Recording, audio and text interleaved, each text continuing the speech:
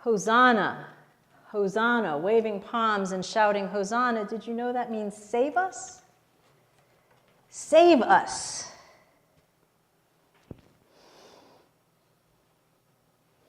Who is going to save us?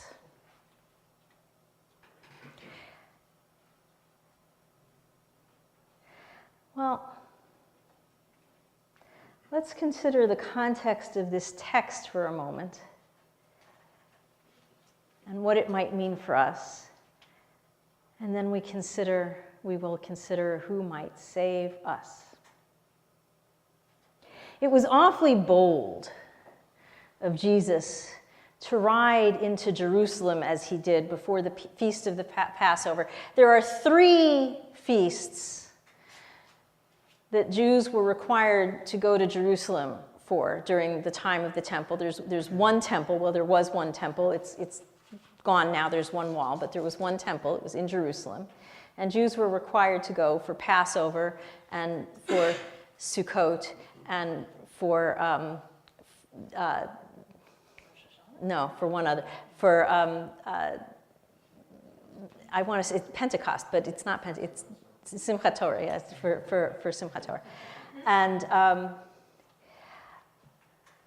And so lots of Jews would be entering the city at this time because Jews lived all over what was Palestine or Judea and under the Romans, but they were required to travel to Jerusalem. And when oppressed people are all traveling to one place at one time, well, that can be dangerous for the authorities. They're all going to be together. So the Romans were entering in big military procession on another side of the city, to keep the peace, to maintain order. Now, Jesus, as a good Jewish boy, was required to go to Jerusalem. What he was not required to do was make a big, huge show of entering Jerusalem. But here he comes in, riding on a donkey, a princely animal, coming in like a prince, like royalty, with people waving palm leaves and other leaves at him and shouting Hosanna and putting clothes down on the road in front of him as if to make a royal way. This is Jesus coming into Jerusalem and going to Rome, right? At the same time that the Romans are coming in through another gate of the city. He's not coming in quietly. He's saying, here I am. What are you going to do about it? He is going to certain death. How is he going to save us? Going to certain death. Why are the people shouting to him, save us?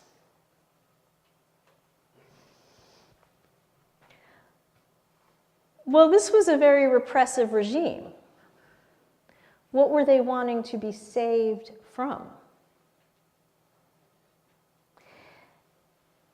In first century Rome, Pontius Pilate, you've heard of him? He was a leader, a government official at the time, a high government official, was such an awful official for Rome, he eventually had to be removed. It was an oppressive time to live in. In the first century, there had been a tax revolt. Rome had attempted to force Roman pagan statues into the Jewish temple. Even though the Jews were supposed to be a protected religion, they were allowed to worship as they were supposed to. Save us from this oppression. Save us from harsh treatment. And so Jesus and his followers rode boldly in and said, "Here we are, we aren't afraid of you." And Jesus knew he was going to die. Did he think that he was going to go in and win, defeat Rome, and Rome would go away? He didn't think that. He knew he was going to die. So when they were saying, "Save us," what were they thinking?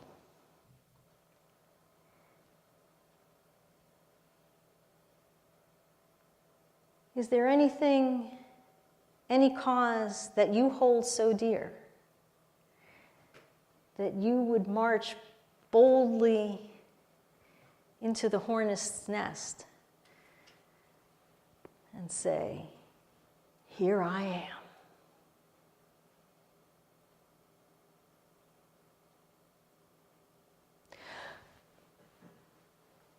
Do you think they thought they were going to do their own saving? Do you think they thought they wanted him to lead and to inspire, but that they were going to have to do their own work?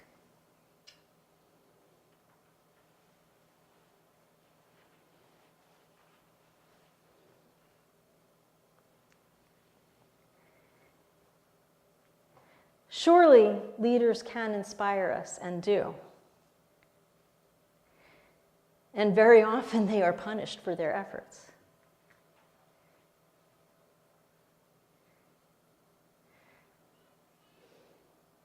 Martin Luther King Jr., Bishop Oscar Romero, who actually said, if you cut me down, I will rise again in the Salvadoran people. He was assassinated in the month of March while serving Mass, while serving communion at Mass. But the people were stronger for it because he said, "Here I am," and won't back down. Is there anything that's burning in you? Now, we aren't asked to all be martyrs in this way. Sometimes we need a leader to light that fire under us. So I ask you to consider, who are your leaders now? Whom would you follow? If somebody were to walk into that hornet's nest now, whom would you follow? What is that cause that's burning in you? For what would you give up almost everything? Is there anything for which you would give up absolutely everything? I don't know. That's a lot to ask. That's a lot to ask. But no one person can save us all. Even Jesus could not have saved his followers if they didn't want to do what? There was a hint in what I said there. He couldn't have saved his followers if they wouldn't follow. He couldn't save his followers if they wouldn't follow. And I'm not asking you all to be followers of Jesus. This isn't about your personal theology. This is about leaders and followers and what ignites a spark in you.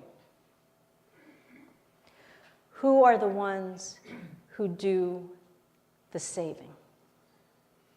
What do we need saving from? What do we need saving from now?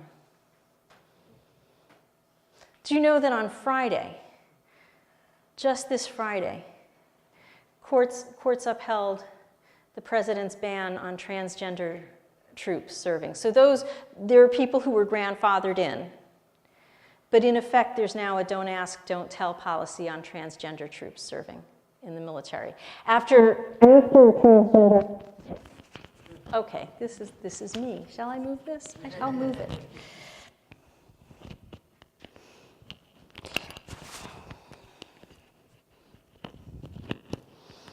after transgender troops have already been serving for many years. A reversal of policy. Maybe that's lighting something under you.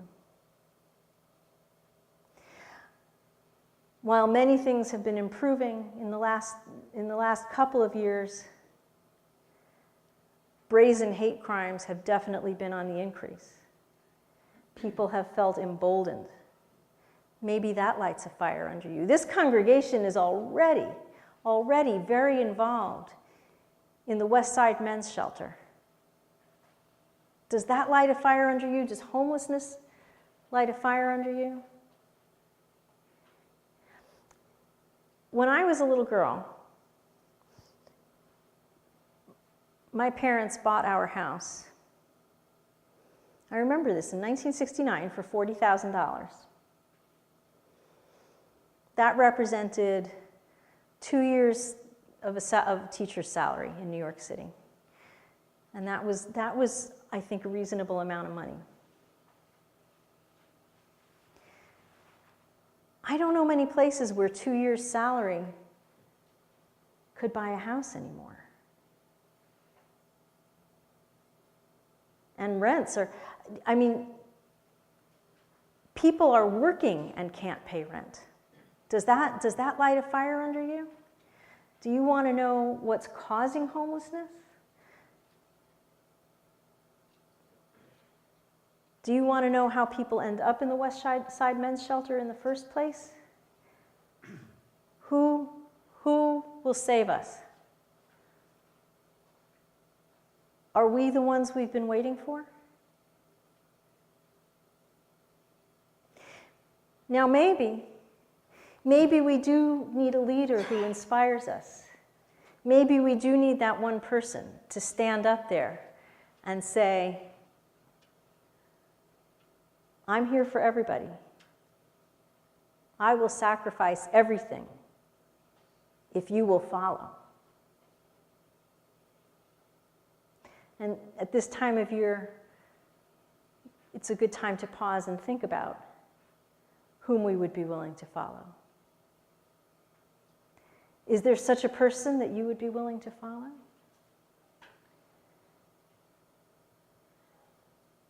What would you be willing to commit to make this world the place that you really want to live in? What do you want to be saved from? And how do you want to do it? Today, we're going to have an opportunity to think about that some more. During the service and after the service, we're going to have an opportunity to have a conversation about next steps in forming a social justice ministry. I hope you'll stick around for that. And so that you can think about how we can do that, how you can do that together as a congregation. Because it's awfully hard work for one person to do, isn't it? You can't do it alone. It's like trying to hold back the tide. You can't do it. But together, can we support each other? When we cry out, Hosanna, save us, to whom are we speaking?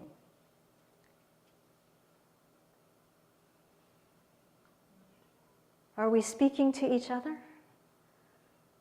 Are we speaking to ourselves? To whose hands are we reaching out?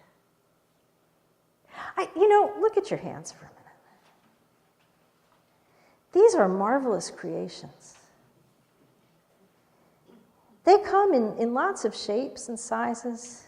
Some of us have really long fingers. Some of us have shorter fingers. Some of us have fingers that are a little stiff.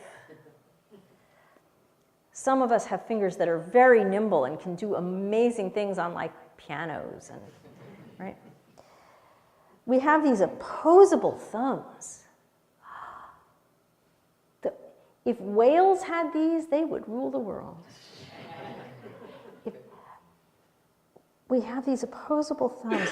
We can grasp with our hands. We can make things with our hands. We can do all sorts of things with our hands. What are you going to do